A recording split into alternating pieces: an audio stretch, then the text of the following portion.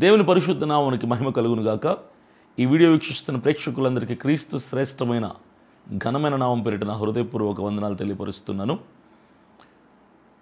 ఈరోజు ఒక 10 మంది మారుమూల గ్రామాల్లో ఏజెన్సీ ప్రాంతాల్లో ఉన్నటువంటి నిరుపేదలైనటువంటి సేవకులు ఎవరైతే ఉన్నారో అలాంటి పేద సేవకులకి ఒక్కొక్కరికి 5,000 రూపాయల చొప్పున 10 మంది సేవకులకి 50,000 మొత్తం కలిపి ఇవ్వటానికి సిస్టర్ లుమిని గారు ముందుకొచ్చారు. 10 మందికి మారుమూల ప్రాంతాల్లో ఉన్నటువంటి నిరుపేద సేవకులకి 10 మందికి 5,000 చొప్పున 10 మందికి ఇవ్వటానికి సిస్టర్ లుమిని గారు ముందుకొచ్చారు. సిపిఎఫ్ని వారు నమ్మి ఈ కార్యక్రమం మా ద్వారా జరిగించడానికి సిస్టర్ లుమిని గారు ముందుకొచ్చారు. కాబట్టి ఈ కార్యక్రమాన్ని మేము చేపట్టాము. విశాఖపట్నం విజయనగరం దగ్గర నుంచి సాలూరు అన్నటువంటి ప్రాంతంలో సాలూరు చుట్టుపక్కల ఉన్నటువంటి చిన్న చిన్న గ్రామాలకు మేము వెళ్ళి ప్రతి ఇంటికి కొంతమంది సేవకుల్ని సెలెక్ట్ చేసుకొని 10 మందిని వాళ్ళ ఇంటికి వెళ్ళి వాళ్ళని విజిట్ చేసి 5,000 రూపాయల కానుక వాళ్ళ చేతిలో పెట్టి ప్రార్థన చేయించుకొని రావటం జరిగింది. ప్రత్యేకించి ఈ యొక్క కార్యక్రమం జరిగించడానికి సిపిఎఫ్ని ట్రస్ట్ చేసి మా ద్వారా ఈ సహాయం 10 మంది పాస్టర్లకు అందజేసినటువంటి సిస్టర్ లుమిని గారికి నా హృదయపూర్వక వందనాలు తెలియపరుస్తున్నాను. అలాగే గుడ్ సామరిటన్ ఆఫ్ బేతనీ గ్రూప్ వాళ్ళకి కూడా నా హృదయపూర్వక వందనాలు తెలియపరుస్తున్నాను. వీరి ద్వారానే ఈ యొక్క కార్యక్రమం మనం చేయటం జరిగింది. దేవుడు వారిని వారి కుటుంబాలని దీవించి ఆశీర్వదించును గాక. ప్రత్యేకించి సిస్టర్ లుమిని గారి గురించి చెప్పాలంటే ఆమె జీవితంలో దేవుడు చేసినటువంటి ఘనమైన కార్యాన్ని బట్టి సాక్షిగా ఆవిడ దేవుని యందు నిలవాలని, దేవుని మహిమార్థమై ఈ కార్యక్రమం చేయాలని వారు ముందుకు వచ్చారు. ఇదే కాదు, గతంలో కొన్ని కార్యక్రమాలు కూడా మా ద్వారా వారు జరిగించారు. అయితే సిస్టర్ లుమిని గారి జీవితంలో దేవుడు చేసినటువంటి కార్యం ఏంటి, ఆవిడ సాక్ష్యం ఏంటి, షార్ట్గా ఆవిడ మాటల్లోనే మీరు వినండి. తర్వాత మేము చేపట్టినటువంటి కార్యక్రమాన్ని కూడా మీరు చూడండి. ప్రత్యేకించి సిస్టర్ లుమిని గారి కొరకు మీరు ప్రార్థన చేయండి. చక్కటి ఆరోగ్యం దేవుడు ఇచ్చినట్లుగా సిస్టర్ కొరకు, తన కుటుంబం కొరకు మీరు ప్రార్థన చేయవలసిందిగా ప్రేమపూర్వకంగా మనవి చేస్తున్నాను. Praise the Lord. నా పేరు లూమిని. నేను ఒక చిన్న సాక్ష్యం పంచుకోవాలనుకుంటున్నా. 1 year ago నాకు ఒక రేర్ బోన్ క్యాన్సర్ వచ్చింది. ఆ క్యాన్సర్ డయాగ్నోస్ అవ్వక ముందు 6 months ముందు నా యొక్క లెఫ్ట్ లెగ్ కొంచెం స్టిఫ్గా ఉంది, కొంచెం వీక్గా ఉంది.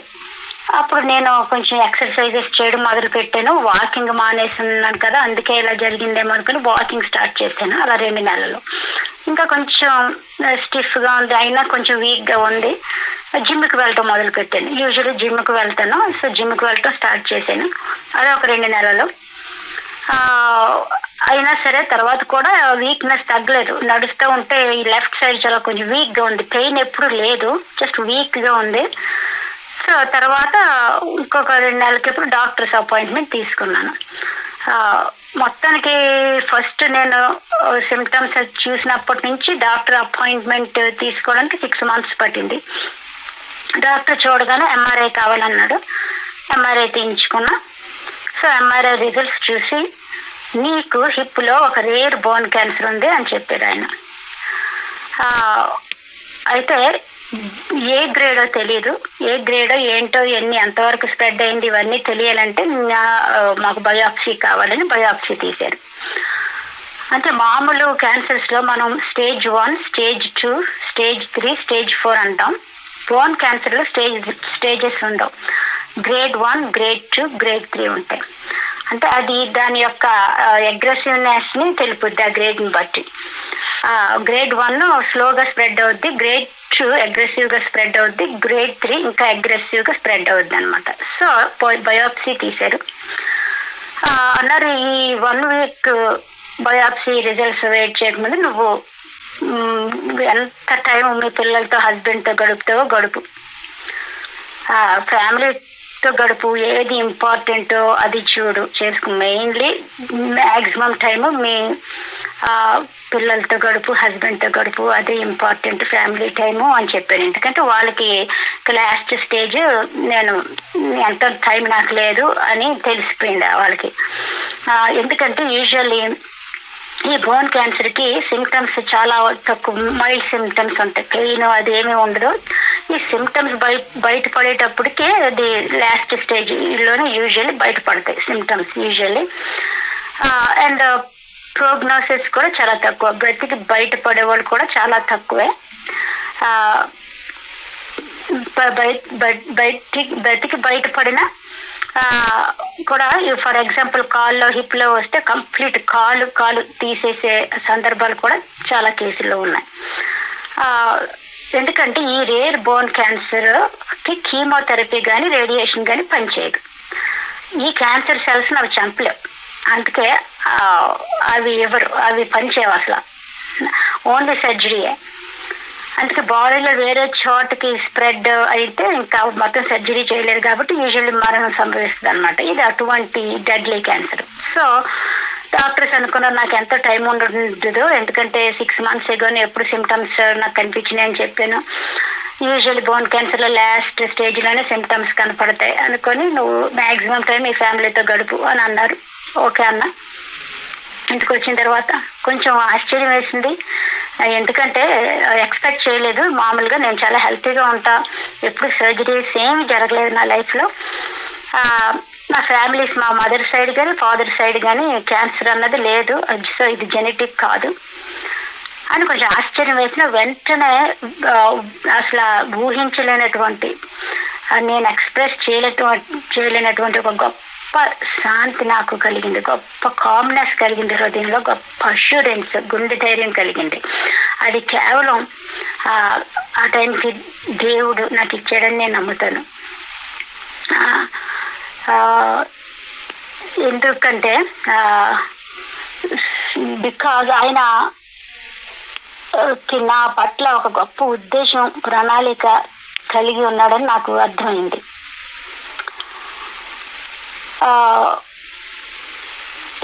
ఆ పరిస్థితులు నాకు వచ్చిన గొప్ప శ్రమని మన పరిమితమైన మానవ దృక్కోణం నుండి కాకుండా అపరిమితమైన ఉన్నతమైనటువంటి దేవుని దృక్కోణం నుండి చూడటం మొదలుపెట్టాను. అప్పుడు నాకు ఈ వచ్చిన గొప్ప శ్రమ కనిపించడం మాత్రమే కాదు, కానీ ఈ శ్రమ తర్వాత నాకు రాబోయే గొప్ప జీవ కిరీటం, ఈ దేవునితో కలిసి ఉండే గొప్ప నిత్య జీవితాన్ని నాకు అనిపించింది. So I know God can see beyond what we can see. I testify that when I see my trials from God's perspective, with eternal perspective, He helps me shift my focus from burdens to breakthroughs and from pain to purpose. So చాలా ధైర్యంగా ఉన్నా, ప్రార్థన చేసుకున్నా, నాయన నీకు తెలియకుండా ఇది జరగల, నువ్వు అనుమతిస్తేనే ఇది నా జీవితంలోకి వచ్చింది. You are in charge, you are in control. So నేను ఎందుకు భయపడాలి? I know you have some purpose towards me. So నాకంటే నీకు బాగా తెలుసు, మీ చిత్తమైతే నాకు స్వస్థతను అనుగ్రహించండి. అప్పుడు స్వస్థతను అనుగ్రహిస్తే ఆ గొప్ప మీరు చేసిన అద్భుత కార్యం, ఆశ్చర్య కార్యాన్ని నేను బ్రతికినంత కాలం అందరికీ సాక్ష్యం ఇస్తూ తెలియజేస్తూ నేను మిగిలిన నా జీవితం బ్రతుకుతాను. లేదా మరణం సంభవించినా చాలా సంతోషం, ఎందుకంటే మీ అంత విశ్వాసం నుంచి మీరే నిజమైన దేవుడని నమ్మిన వాళ్ళు మాకు మరణం లేదు, ఇది తాత్కాలిక మరణమే, ఇక్కడ చనిపోగానే మీ సన్నిధిలో మేము ఉంటాం. మీరు నా కోసం పరలోకము నుండి నా పాపాల కోసం ఒక దైవ కుమారుడు అయి ఉండి ఈ లోకంలోకి వచ్చి నేను నా పాపాల కోసం నేను శిలువ మీద నేను చనిపోవలసింది బదులుగా మీరు నా కోసం శిలువ మరణం పొంది చనిపోయి 3వ దినమున లేచి మళ్ళీ పరలోకానికి ఎక్కి ఒక గొప్ప నిరీక్షణను అనుగ్రహించారు. అంటే మాకు మిమ్మల్ని నమ్మితే మీ అందు విశ్వాసం ఉంచితే మాకు అసలు మరణం లేదు, ఈ లోకంలో తాత్కాలిక మరణం అయినప్పటికీ మిమ్మల్ని నమ్మితే మాకు నిత్య జీవితం మీలో నిత్యము కలిసి తరతరాలుగా మాకు ఎటర్నల్ లైఫ్ ఉంటుంది, మీతో ఆనందిస్తాము అన్న గొప్ప నిరీక్షణ ఉంది. కాబట్టి నాకు మరణమైనా సరే సంతోషమే ఆయన అని ప్రేయర్ చేసుకున్నాం. ఓకే, తర్వాత డాక్టర్ గారు పిలిచారు. వాళ్ళకి బయాప్సీ రిజల్ట్స్ వచ్చినాయి, బోన్ బయాప్సీ. సో వెంటనే నాకు పిలిచి అర్జెంటుగా వెళ్ళి నీ లంగ్స్ క్యాట్ స్కాన్ తీయించుకో అని చెప్పారు. అప్పుడు తర్వాత తెలిసింది నాకు, ఎందుకంటే ఈ పర్టిక్యులర్ బోన్ క్యాన్సర్ చాలా ఫాస్ట్గా లంగ్స్లోకి స్ప్రెడ్ అవుద్ది. ఫస్ట్ స్ప్రెడ్ అయ్యేది లంగ్స్, అంటే గ్రేడ్ని బట్టి వాళ్ళకి తెలిసినప్పటికి నాకు వచ్చింది గ్రేడ్ 2, అగ్రెసివ్గా స్ప్రెడ్ అవుద్ది. సో ఓకే, వెంటనే క్యాట్ స్కాన్ తీయించుకున్నాను లంగ్స్. వాళ్ళందరూ రేపు వద్దున్న నువ్వు మా ఆఫీస్కి రా, ఈ రిజల్ట్స్ అన్ని నీతో మాట్లాడతాం, నువ్వు ఒక్కదానివే రాకు, మీ హస్బెండ్ కానీ లవ్డ్ వన్స్ కానీ నీకు పెద్దోళ్ళని ఎవరో ఒకరు నీకు కూడా తీసుకురా అని చెప్పారు. ఎందుకంటే యూజువల్లీ ఏదైనా బ్యాడ్ న్యూస్ ఉంటే వాళ్ళ పేషెంట్కి చెప్పడం ఇష్టం ఉండదు. ఓకే, మా హస్బెండ్ నేను వెళ్ళాం. నేను చాలా ధైర్యంగా ఉన్నాను, కానీ మా హస్బెండ్ చాలా చాలా షాక్లో ఉన్నాడు. సో డాక్టర్ చెప్పాడు, ఒక గుడ్ న్యూస్ ఏంటంటే లంగ్స్లోకి స్ప్రెడ్ అవ్వలేదు, ఇంకా ఎక్కడికి స్ప్రెడ్ అవ్వలేదు, ఏ పార్ట్లోకి కూడా స్ప్రెడ్ అవ్వలేదు, గుడ్ న్యూస్ అని చెప్పారు. అది దేవునికి స్తోత్రం. ఏ విధంగా అయితే మన మహాదేవుడు మహాసముద్రాలకి ఇసుకతో సరిహద్దులు వేసాడు, అటువంటి మహాదేవుడు నా క్యాన్సర్ సైట్కి ఆయన పరిశుద్ధ రక్తంతో సరిహద్దులు వేసి ఎక్కడికి కూడా ఏ పార్టీకి కూడా ఎక్కడికి స్ప్రెడ్ అవ్వకుండా ఆయన చేశాడు. ఆయనకే సమస్త మహిమ ఘనత ప్రభావంలో కలుగును గాక. ఆ సర్జరీ చాలా సక్సెస్ఫుల్గా అయింది. మరి డాక్టర్స్, ఆర్థోపెడిక్ ఆంకాలజిస్ట్స్ వీళ్ళు కూడా ఇది రేర్ క్యాన్సర్, ఎప్పుడూ మరి అవుట్కమ్ చూడలేదు, రేర్ క్యాన్సర్ కాబట్టి మంచి అవుట్కమ్ చూశారు. ఈ కాల్ తీయవలసిన అవసరం లేకపోయింది. సో ఈ నాకు జరిగిన గొప్ప ఆశ్చర్యకార్యం, అద్భుత కార్యాన్ని హాస్పిటల్లో వాళ్ళు, డాక్టర్స్, నా గురించి ప్రేయర్ చేసిన వాళ్ళు, కమ్యూనిటీ, చర్చ్ అందరూ కూడా దేవుని మహిమపరచకుండా ఉండలేకపోయారు. యాక్చువల్లీ ఒక famous football player, young football player, he is in 20s అనుకుంటా, సేమ్ క్యాన్సర్ వచ్చి కాలు మొత్తం తొడ నుంచి పైనుంచి హిప్ నుంచి మొత్తం కాలు తీసేయడం జరిగింది. ఆయన మీద మూవీ కూడా తీశారు. ఆ తర్వాత కూడా 1 yearకి అబ్బాయి చనిపోయాడు. సో అటువంటి డెడ్లీ క్యాన్సర్. అందుకే అందరూ దేవుని, నా గురించి తెలిసిన వాళ్ళందరూ దేవుడిని స్తుతించడం, మహిమపరచడం, ఇంకా ఈ రోజుల్లో ఇటువంటి అద్భుత కార్యాలు, ఆశ్చర్య కార్యాలు దేవుడు జరిగిస్తాడు అన్న దానికి గొప్ప నిదర్శనం, రుజువు అని వాళ్ళు తెలుసుకున్నారు.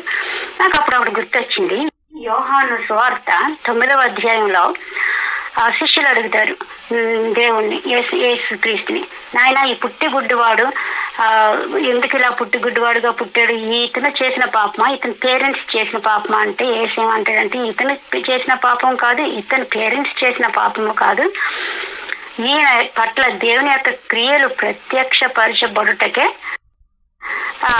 ఈ విధంగా గుడ్డివాడుగా పుట్టాడు అని యేసు ప్రభు చెప్తారు. ఆ విధంగా దేవుడు ఇంత రేర్ క్యాన్సర్, డెడ్లీ క్యాన్సర్ నాకు అనుమతించి గొప్ప అద్భుత కార్యం, మరి ఆయన గొప్ప మహిమను పొందారు. So Heavenly Father allows these trials in our lives to develop empathy, patience, perseverance under pressure, and Christ-like attributes. ఈ సాక్ష్యం వలన సమస్త మహిమ ఘనత ప్రభావములు దేవునికి చెల్లును గాక. ఆమేన్.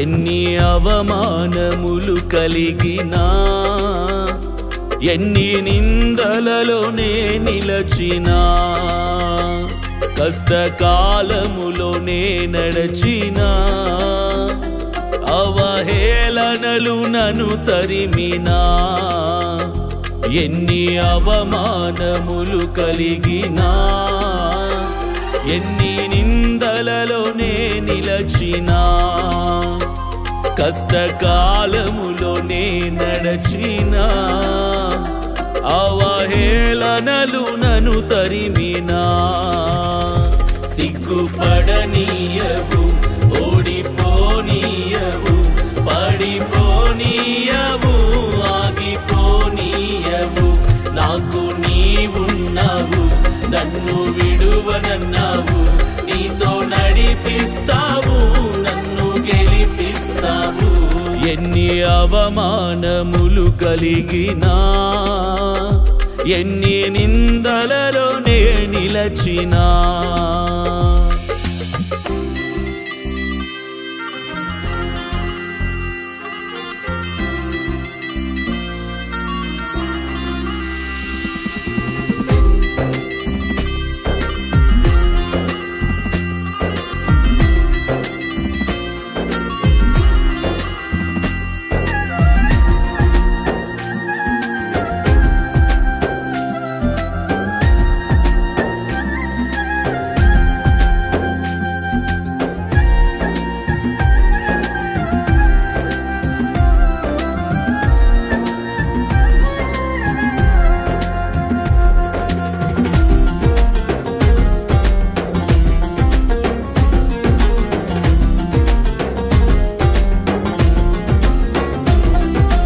ప్రాణప్రియులే నన్ను విడచిపోగా, నీ ప్రేమ నన్ను విడువదు. నిన్ను నేను మరచిన నన్ను మరచిపోవు, ఎంత మంచి దేవుడవేసయ్యా.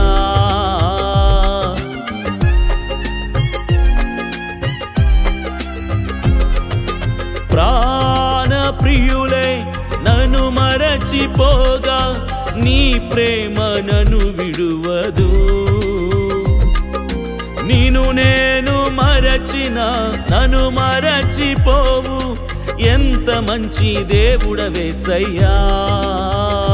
సిగ్గుపడనీయవు, ఓడిపోనీయవు, పడిపోనీయవు, ఆగిపోనీయవు.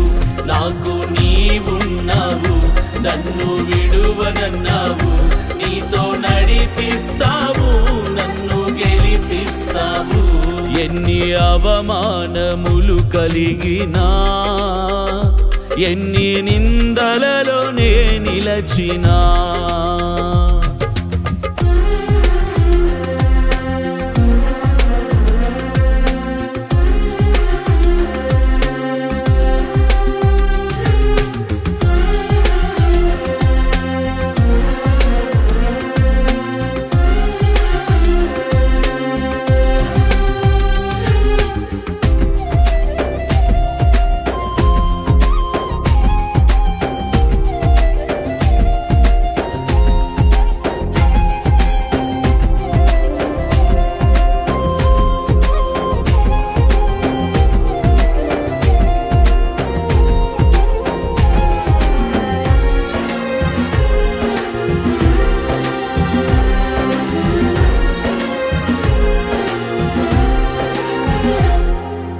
అందరూ ఉన్నా, ఒంటరిగా ఉన్నా, నా పక్షమున ఉన్నావు. శత్రువుల నుంచి నన్ను సంరక్షించి, విజయమునే నాకిచ్చావు.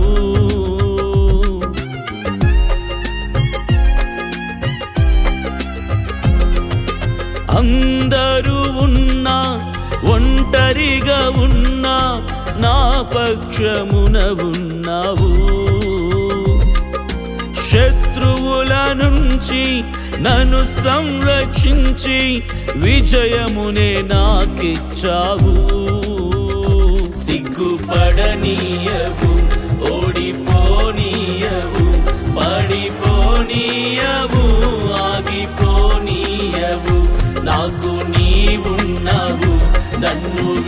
విడువనన్నావు, నీతో నడిపిస్తావు, నన్ను గెలిపిస్తావు.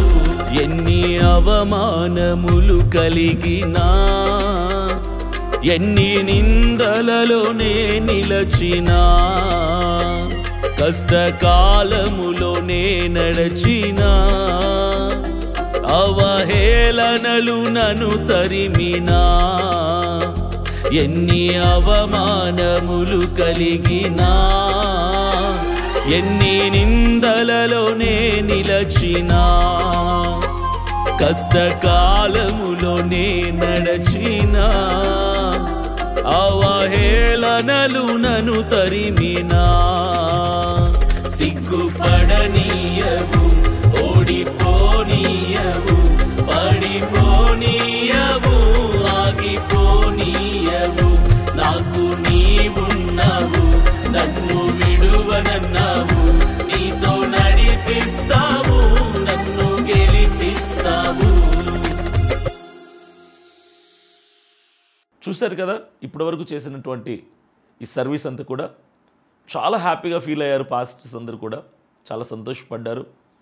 అయితే ఇలాంటి కార్యక్రమాలు ఇంకా రానున్న రోజుల్లో మరెన్నో మేము చేపట్టాలంటే చాలా ఆలోచనలు ఉన్నాయి.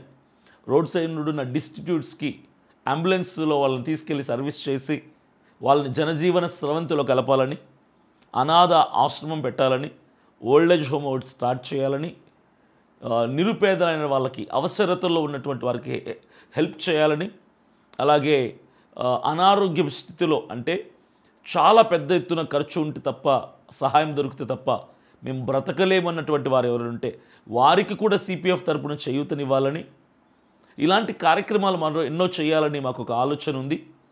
కాబట్టి సిస్టర్ లుమిని గారు ఎలాగైతే సిపిఎఫ్ని ట్రస్ట్ చేసి మా ద్వారా ఆవిడ ఈ కార్యక్రమాలు జరిగిస్తున్నారో, అలాగే మీరు కూడా ఎవరైనా ఉంటే అబ్రాడ్ కావచ్చు, ఫారిన్ కంట్రీస్లో కావచ్చు, మన ఇండియన్స్ బయట సెటిల్ అయిన వాళ్ళు కావచ్చు, లేదంటే విదిన్ కంట్రీ ఏ స్టేట్లో నుంచి అయినా కావచ్చు, మీరు సిపిఎఫ్ ద్వారా ఎవరికైనా సహాయ కార్యక్రమాలు చెయ్యాలి అనుకుంటే ఖచ్చితంగా మమ్మల్ని సంప్రదించండి. కింద కనిపిస్తున్న నంబర్స్కి మీరు కాంటాక్ట్ చేయొచ్చు. మా ద్వారా మీ ఆలోచన నెరవేర్చడానికి, సహాయం అందటానికి మీరు ముందుకు రావచ్చు. నేను ఆహ్వానిస్తున్నాను మిమ్మల్ని. ఇలా చేయటం వలన మన సిపిఎఫ్ ఎస్టాబ్లిష్ అవ్వడమే కాకుండా దేవుని ప్రేమను క్రియారూపకంగా మనం ప్రకటించిన వాళ్ళం అవుతాం అని మీకు తెలియపరుస్తున్నాను. రండి, మీరు కూడా చేయూతనివ్వండి, సిపిఎఫ్ని ఎస్టాబ్లిష్ చేయండి, దేవుని సువార్తని ప్రకటించడంలో మీరు కూడా భాగస్వాములు కాబండి నేను ప్రేమపూర్వకంగా ఆహ్వానిస్తున్నాను. Thank you. God bless you all.